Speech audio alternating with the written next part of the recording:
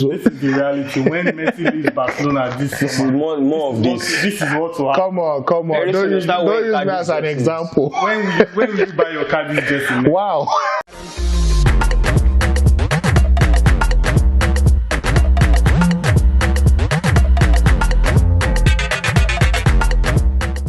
It's another beautiful episode of Naija Football Talk, and as you can see, I'm repping Atletico Madrid today in protest to Barcelona losing.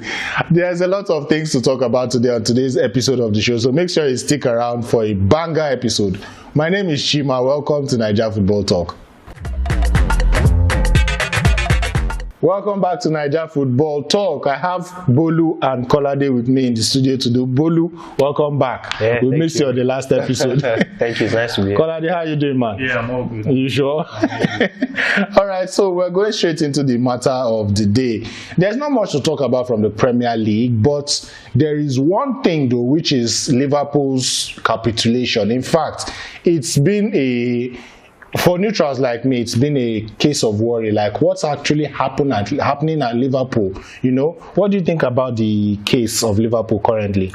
Well, basically, all their fans have been saying, we've lost our players, we've lost Van Dijk, we've lost Joe Gomez, and now recently Henderson and all of that to injuries. Yes, I agree that injuries have cost them a lot, but aside that, I think they've just lost their magic from last season.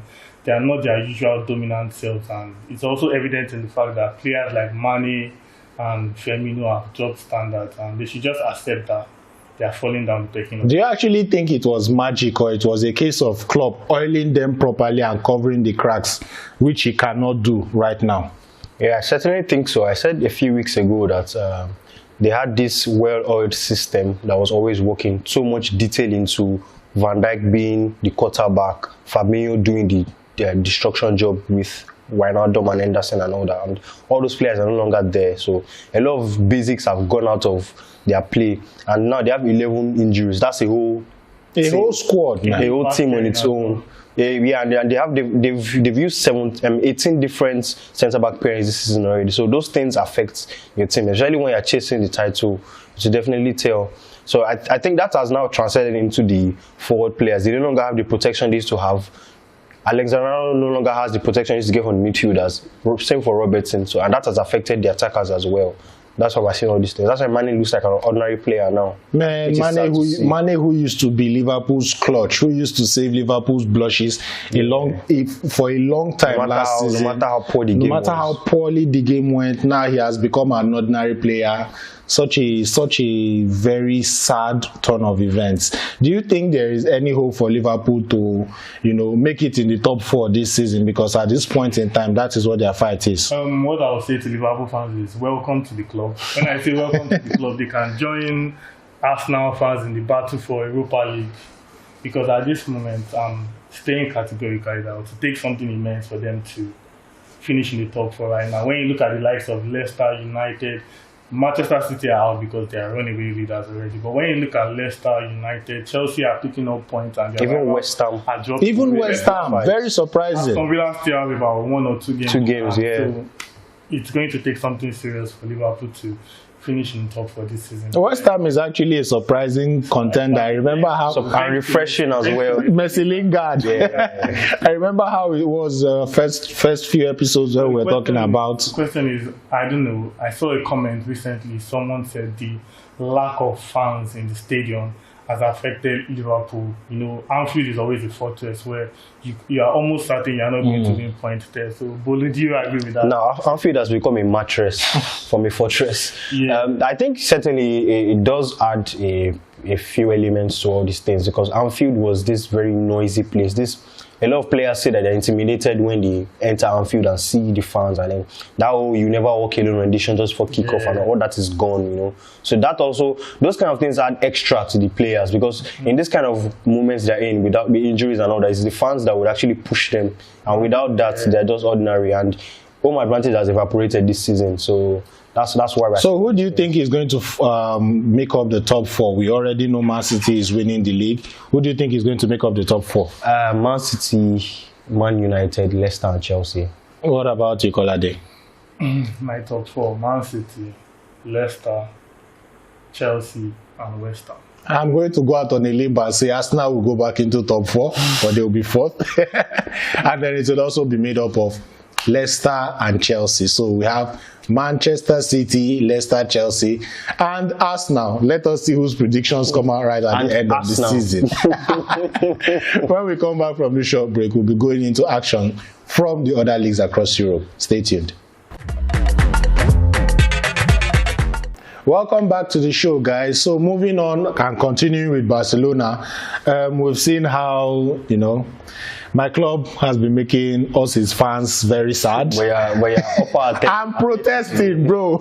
We're protesting to win. First of all, what's this year wearing? Atletico Madrid's jersey. And why is that? In protest, so that they will know that I'm sad.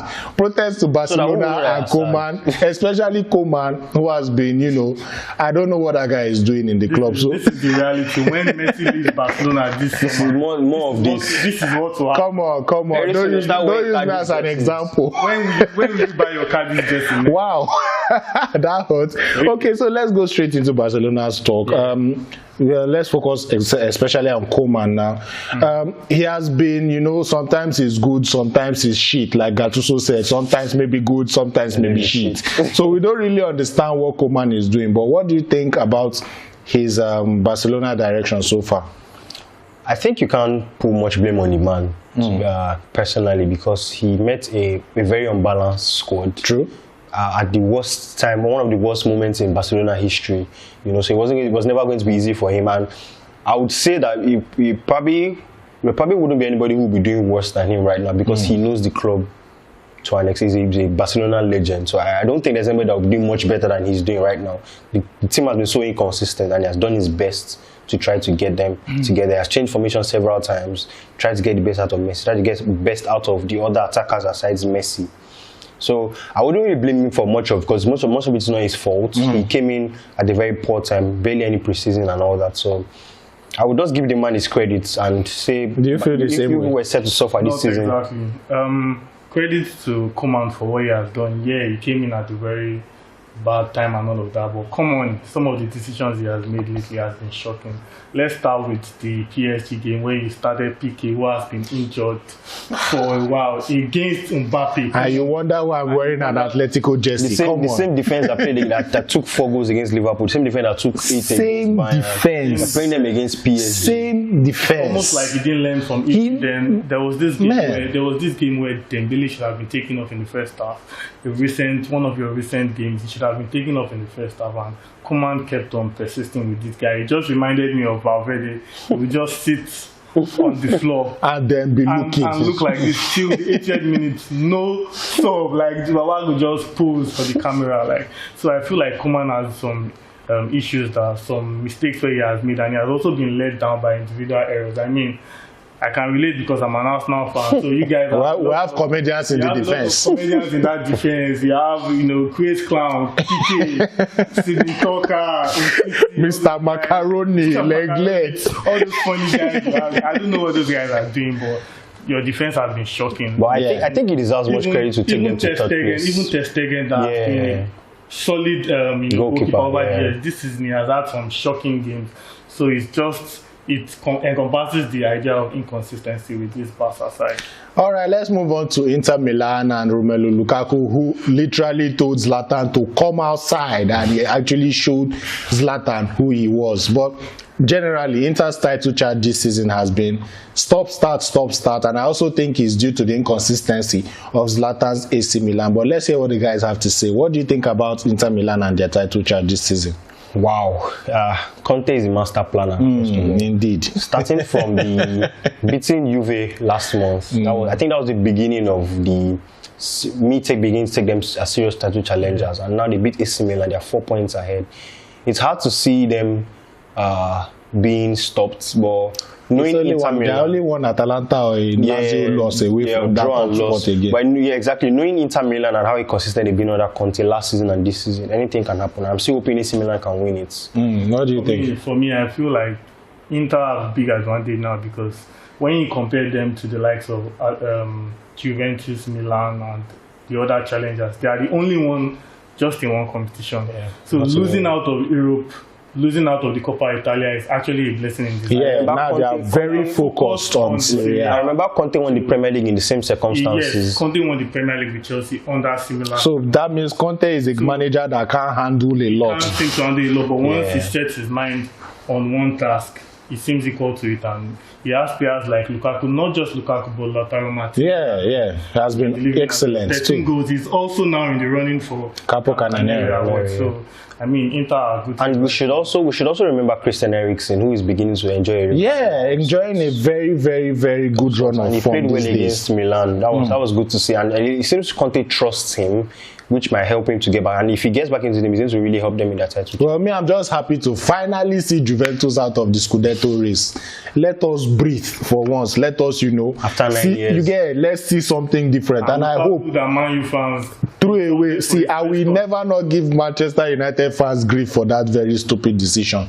And I hope we can see the same thing one day in the Bundesliga when Bayern Munich finally leaves Germany the title. All right, when we come back from this short break, we'll be going straight into player focus. Stay with us. Hey guys, Trey, and today I'm going to be talking about the future of Man United and the future superstars we have coming through. First of all, I would like to start off with Mason Greenwood. He got 24 goal contributions last season, scoring goals for fun, terrorizing defenders, brilliant step overs, unstoppable, on top of the world, untouchable. No one came close to him. This season, he struggled for form, not consistently in the team, being in and out of the squad. So that must have definitely affected his performances on the pitch. Plus, outside the pitch, off the pitch, he's going through a lot in his personal life, getting criticized, media trying to bring him down, but he's a superstar, and I have no doubt in my mind he's going straight to the top. Nothing you can do can stop my ball from shining through. He's winning the Ballon d'Or one day, like it or not. Mr. Greenwood, unstoppable, no doubt. Second, I'd like to talk about Amad Diallo. I know a lot of eyebrows were raised when we spent £36 million on a 17-year-old. He's 18 now though, but he's also one that is going to go straight to the top. Fast, dribbler. He just looks like kind of player to me that just wants to excite the fans, excite people, go after defenders, dribble, score beautiful goals. He has a good left foot, and I think he's going to be a flair player and want to excite a lot of people, get the fans on their feet. He's going to be special for us. I have no doubt about that, and I have high hopes in him. Next up, I like to talk about Shola Shoretire, my Nigerian brother. Truly hope this guy plays for us one day. I have full faith in him that's going straight to the top, and I believe he can be a big player for not only United but my beloved country, Nigeria. So fingers crossed. He picks us over England. There's also a guy who he can play off the left or just behind the striker. He has good passing. He can score goals. He's still really young, 17, and I was really happy. To see him get to the team and have his Premier League debut. He's a player that I also fully believe he's going to be special for us and be one in the team and be in the team for years to come. Second, I'd like to talk about McNeil. We signed him for City, so got one over the noisy neighbours. Goal machine, scores goals for fun. This is a player that I believe in a couple of years going to get into our team and score goals for fun. He could be a Haaland. No one should call me delusional because I'm not comparing him anyway to Haaland. I'm not saying he's going to be as good as Haaland, but I say it could be our Haaland and be the player to score goals for fun for us and just be a goal machine that we really need and we're crying out for at the moment. Next up, so he looks like going to be a superstar. Next up, I'd like to talk about Tende Mengi. I've seen a few games of him. I can't say I've seen enough games of Mengi, but I've seen a few games, and what I've seen, he's really fast, good tackler, strong. He just has the mode of that, like the qualities I love in centre backs. I love centre backs that are like good passers, are strong, are fast, physical.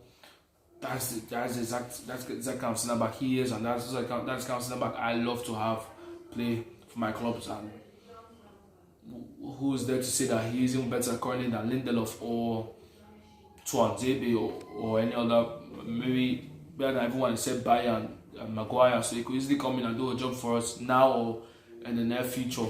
Next time I'd like to talk about maybe that's Hannibal Medjugorje. He's also another player that excites me, and I really feel he could come in and just do a job. Like I want him to from like next season start getting opportunities, maybe like League Cup games, FA Cup games, and the relevant Premier League games. Because I feel this boy is going to be special. He's a good passer. He made this brilliant pass in a youth game I saw that ended up with a Shorty goal. He's a good passer, and his creativity is there. So he's a player I want to see get to the team eventually. And it's a led on loan at another club, but I feel he's another player that at that level position who could come in and be special for us, honestly. So the future looks really bright for Man United, and I love this saying. It's going to be scary, but not for us. This segment is sponsored by topbets.com.ng, your number one betting plug in Nigeria, in fact worldwide. In case you're looking for betting tips, betting analysis, match previews and betting previews, visit that website showing on your screen right now so that you can get the best of the best analysis for when next you want to stake your money. We're going to look at a certain player who is considered one of the most elite strikers of this generation in Harry Kane. Do you think it's time for him to leave Tottenham? I think so, but let's hear what the guys have to say. So, Bolu, do you think it's time for Harry Kane to leave Tottenham? You know, he's England's captain. He has over 100 goals, and he's one of the few players from England that has that amount of goals without a single trophy. So, do you think it's time for him to leave Tottenham? I think certainly if he wants to win trophies in his career, if he wants to be more than just remembered for goals, he wants to be remembered for team achievements, and he definitely needs to leave Tottenham. And ironically, Mourinho just said over the weekend that he and his coaching team's philosophy is second to none in the world. so for Kane to actually really experience if coaching philosophy that is second to none in the world, he needs to leave Tottenham and go to a team like Real Madrid. Need his qualities, but I think they would prefer someone like Mbappe. So I think he should go to Man City, go to replace Aguero at Man City. Speaking of the teams that will fit Harry Kane, which teams do you think will fit him? Yeah, Bolu said Man City, but when you look at Kane and his career progression and everything, I think Manchester United. For obvious reasons, he's the England captain. If you go down the years, most of the England captains Manchester United at a point, yeah. Also, when you look at someone with that kind of status and all of that, Manchester United adds more pedigree to that. And I think Manchester United, let's look at it. They have an aging Cavani who was just brought in as it was supposed to be a backup. But they have Martial, unfortunately. Martial, for me, I don't know what he's doing with football right now. He's not a footballer. So if Kane goes there, it will be tailor-made, and I feel like Manchester United need him more than Manchester. But for me, I would say Kane doesn't deserve that much suffering anymore. No, he doesn't. He needs to win trophies immediately. He leaves Tottenham. And he won't get that immediately. He gets to Man United. That's what happens to you when you leave Arsenal from your youth team to go to Tottenham. That's what happens. Well, as a neutral fan, actually, I think Kane is one of those players you can't really hate. So we wish him the best in his career, and we hope that he can finally find a team that is. Yeah. We wish he can find a team that can, give him the trophies that he really, really does deserve. When we come back from this short break, we'll be wrapping up on the show. Stay tuned. And that has been our show for today. Thank you so much for sticking with us on Naija Football Talk. Make sure you like, make sure you subscribe, and make sure you comment on your favorite parts of the video. Thank you so much for being with us up to this point in time. Until we come your way next time with another episode, stay jiggy.